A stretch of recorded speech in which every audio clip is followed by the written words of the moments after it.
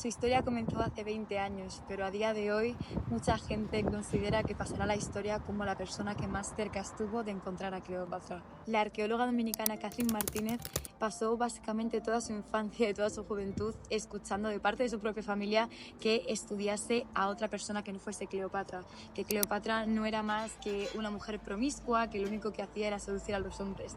Y lamentablemente creo que esta es una imagen que se tiene mucho. En lugar de centrarse en todas sus maravillosas características, siempre se la pinta como esta estratega, pero esta estratega que juega con su cuerpo y con sus dotes de mujer para engañar a los hombres. No se habla nunca de la capacidad de pensamiento que tenía, de que podía hablar más de 5, más de 6, más de 7 idiomas, que sabía de filosofía, que tenía conocimientos médicos, que incluso llegó a financiar expediciones para Roma. Era una persona increíble y muchas veces simplemente se le reduce a su cuerpo y a lo que hizo con él. Este continuo desprecio por parte de sus familiares hizo que Kathleen, en lugar de dejar sus intentos, que intentase aún más descubrir cosas sobre ella, cosas sobre lo que no se contaba de Cleopatra. Al final siempre se habla de que las fuentes las escriben los que ganan, y en un momento en el que Cleopatra perdió la vida y era la enemiga pública número 1 de los romanos, es muy fácil pensar que quizá hubo algo que no se nos contó de ella. Esto nos lleva hacia adelante en el tiempo y nos colocamos en hace 20 años, cuando Kathleen empieza a financiar sus propias expediciones para la búsqueda de Cleopatra. Sin embargo, lo hace en lugares en los que nadie se había planteado antes que se podría encontrar su sepultura. Hola, me presento por si no me conocéis, mi nombre es Lidia y soy arqueóloga y antropóloga física, y durante los últimos años he ido siguiendo en la medida de lo posible, bastante de cerca, las actualizaciones de Kathleen Martínez sobre su búsqueda sobre la tumba de Cleopatra.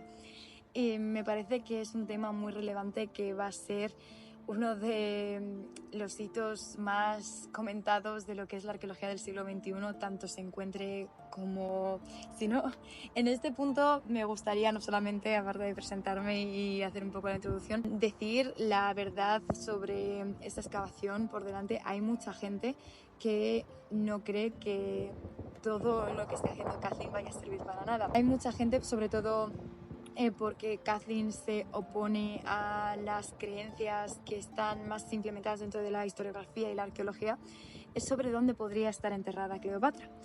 Entonces es importante que tengáis en cuenta todos los puntos de vista para también enriqueceros y también para intentar formaros vuestra propia opinión al respecto del caso. Todas las hipótesis son válidas, eso es lo interesante del mundo científico, que todas las hipótesis que se hagan pueden llegar a ser posibles. Entonces, hasta que nos encuentre realmente, jamás podremos determinar quién tenía razón y quién no la tenía. El punto de Kathleen realmente es un punto de vista que es bastante interesante y que por eso también suscita tanta emoción y atrae a tanta gente, yo misma incluida. Entonces, aquí voy a intentar contaros esta noticia y haceros el resumen de la manera más objetiva posible. Evidentemente esto va a ser siempre desde el punto de vista de Kathleen, porque es la persona que ha ido narrando estos descubrimientos, pero yo os invito a que veáis otras expediciones y también os informéis sobre lo que queráis, consultéis vosotros las fuentes. Siempre esto es lo interesante. No tenéis por qué quedaros simplemente con un punto de vista. Como se ha adelantado brevemente, Kathleen Martínez tiene un punto de vista bastante interesante, que diverge mucho de lo que es el punto de vista sobre dónde estaría el lugar de descanso eterno de Cleopatra, de la historiografía y la arqueología y la egiptología más clásicas, más tradicionales. Hay expertos como Zahi Hawass, que en algún momento fue ministro de Antigüedades de Egipto, que consideran, y esta es la versión más extendida, que Cleopatra elegiría como lugar de descanso un mausoleo o alguna clase de edificio que estuviese cerca de lo que era el Palacio Real, que se encontraría en Alejandría. Sin embargo, en la actualidad Alejandría se encuentra sepultado bajo las aguas del mar, y esta sería la razón por la cual no hemos podido encontrar la tumba de Cleopatra en este lugar. Y aquí es donde encontramos el punto de vista totalmente opuesto de Kathleen Martínez. Para el momento del fallecimiento de Cleopatra, era la enemiga pública número 1 de Roma. Querían llevársela de Egipto y acabar con su vida ellos mismos, por lo que Kathleen considera que sería bastante poco probable que, aunque hubiese construido un mausoleo para preservar sus restos, que fuese a la vista de todo el mundo, no se habría enterrado ahí porque sería contraproducente. Quiero decir, ella habría decidido esconderse en algún lugar que le permitiese poder realmente pasar a la posteridad y no ser tocada o mancillada por los romanos. Aquí entra la figura de una persona que es completamente imprescindible para comprender el punto de vista de Kathleen Martínez, Marco Antonio. Marco Antonio era la pareja sentimental de Cleopatra en ese momento y tras su fallecimiento, Cleopatra le llevó a un lugar que desconocemos, ya que ahora en la actualidad tampoco sabemos dónde se encuentra la tumba de Marco Antonio. Bueno, sabemos, según las fuentes cercanas a la muerte de Cleopatra, que en algún momento fue y regresó en un mismo día a ver la tumba de Marco Antonio. Esto significa, y es lo que hizo el equipo de Kathleen, trazaron un perímetro de no más de 100 kilómetros a la redonda de lo que es Alejandría, diciendo que esto sería la distancia que pudo recorrer fácilmente, ida y vuelta, y que en algún punto de esta circunferencia se encontraría la posible tumba de Marco Antonio. Este perímetro se fue delimitando aún más hasta llegar a unos 50 kilómetros a la redonda, y en estos 50 kilómetros nos encontramos con Taposiris Magna, una antigua ciudad que ahora también está parcialmente bajo el mar y que tenía en su interior un templo dedicado al dios Osiris. ¿Y por qué esto es relevante? Bueno, Cleopatra, entre otras cosas, ella se creía que era la reencarnación de la diosa Isis, diosa que era la mujer de Osiris, al que también veía representado a Marco Antonio en él. Entonces, básicamente, tenemos la idea de que si Osiris e Isis eran la representación de Cleopatra y Marco Antonio, quizá Cleopatra habría querido honorar estas similitudes y enterrarse a ella y a su amante en un lugar que representase esto. Y así es como comenzaron las excavaciones en Taposiris Magna, que será el lugar del que estaremos hablando en todo el vídeo, ya que es donde se centran todos los esfuerzos de Kathleen por encontrar la tumba. Para este punto decir que, aunque no se llegue a encontrar nunca la tumba de Cleopatra, la riqueza arqueológica que ha surgido de estas expediciones ya han hecho que merezca muchísimo, muchísimo la pena. Entre otras cosas, se lograron encontrar 20 momias prácticamente intactas, algunas llevaban aún lenguas de oro en la boca. Una cosa que no tiene precedentes y que realmente ha sido muy comentado en el mundo científico porque es un descubrimiento asombroso. Volviendo al hilo principal de la historia, sabemos que existía un templo dedicado a Osiris, pero algo que necesitaba Kathleen para seguir validando su teoría es encontrar un templo que estuviese dedicado a la diosa Isis, o que el mismo templo de Osiris estuviese consagrado también a esta diosa. Sin embargo, para conseguir lograr esto se necesita algo llamado placa fundacional, que es básicamente un pequeño objeto, una tablilla en la que pondría no solamente el año de construcción, sino bajo el mandato de quién se ha pedido que se haga, y también, lo más importante, a quién estaría consagrado. Sin embargo, años y años y años de expediciones jamás habían dado con esta tablilla. Así que los esfuerzos se concentraron en otras partes para intentar, si no se encontraba esto, tener otras pruebas. Y vaya, se lo encontró. Pudieron lograr hallar túneles de más de 1300 metros que estaban debajo del mar, en este momento se llenaban de agua salada, y que muy probablemente podrían conectar este templo con otro incluso de mayor tamaño. Esto es muy interesante porque daba pie a seguir creyendo la idea de que el templo principal podría estar conectado con otro que podría estar conmemorado a la diosa Isis, y que por lo tanto ahí es donde se podría encontrar la tumba. No solo esto, sino que en otro templo, justamente al lado, se encontró unas 500 monedas de oro con la imagen y el nombre de Cleopatra. En este punto de la expedición nos encontramos con un problema que suele suceder en básicamente todas las excavaciones, y es que le exigían pruebas de que efectivamente este templo estaba dedicado a la diosa Isis. Para que te sigan dando los permisos, tú tienes que demostrar que tu excavación, aunque esté dando frutos en otros puntos, tienes que demostrar que el trabajo que estás haciendo se corresponde a lo que estabas tratando de encontrar. Esto es así, pasa en todas partes, en Egipto no es diferente. Entonces parecía que las cosas se iban de las manos, pero Kathleen y su equipo encontraron la placa fundacional. Encontraron la placa fundacional y hablaba de que fue construida por Ptolomeo V y efectivamente que estaba consagrado a la diosa Isis.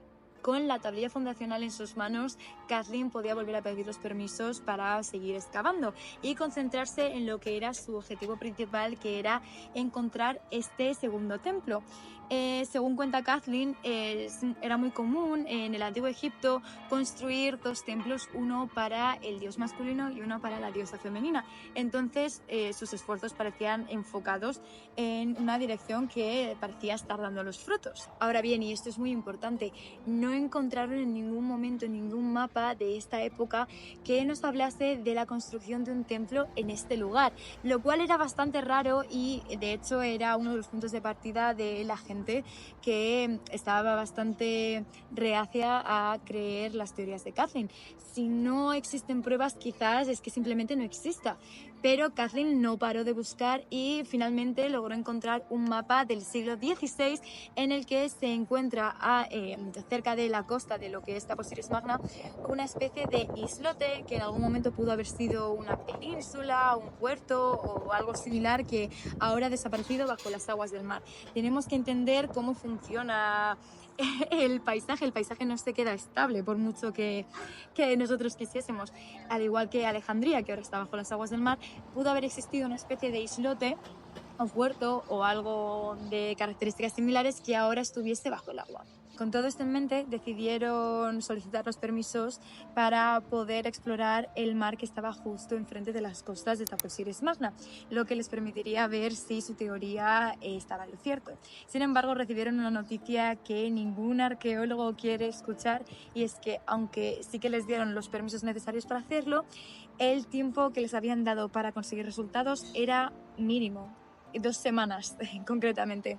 2 semanas es un tiempo ridículo para hacer cualquier cosa, pero más aún lo es en la arqueología, cuando si quieres hacer una metodología correcta, eso conlleva tiempo y esfuerzos que en 2 semanas es prácticamente imposible. Aún así, decidieron seguir adelante porque era algo imprescindible y necesitaban sacar la expedición sí o sí. Lamentablemente se vieron en lo que parecía un callejón sin salida.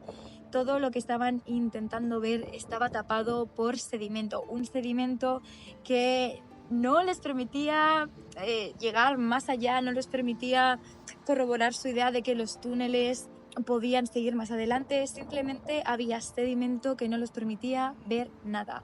Pasaron 10 días en los que la expedición parecía llegar a un punto muerto, en los que todo parecía perdido, hasta que de repente una tormenta azotó las costas del país, una tormenta sin precedentes. No estamos hablando de que es muy poco común y que simplemente se da una vez al año, un par de veces al año. No, es una tormenta que no tenía precedentes en esta zona, una tormenta de este calibre. Hacía años y años y años, incluso décadas, que no se veía.